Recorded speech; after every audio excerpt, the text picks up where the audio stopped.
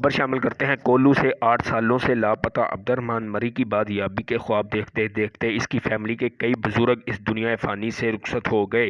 13 جنوری 2015 سے کوئٹہ سے لاپتہ ہونے والے عبدالرحمن ولد محمد بخش مری کے خاندانی ذرائع نے 4 نیوز کے بلوچستان کے بیورو چیف حاجی طورحان مری سے گفتگو کرتے ہوئے کہا ہے کہ مری ٹرائب کے سربراہ سردار چنگیز خان مری اور سردار زار بزیر مری سے پرزور اپیل کرتے ہوئے کہا ہے کہ عبدالرحمن مری کی بازیابی میں اپنا کردار ادا کر کے خاندان کی آواز بلند کریں۔ خاندانی ذرائع کا مزید کہنا تھا کہ سردار چنگیز خان مری سے ہی قوم کی امیدیں وابستہ ہیں، جن کی کوششوں سے پہلے بھی کئی لاپتہ افراد بازیاب ہو کر اپنے گھروں کو واپس پہنچ گئے۔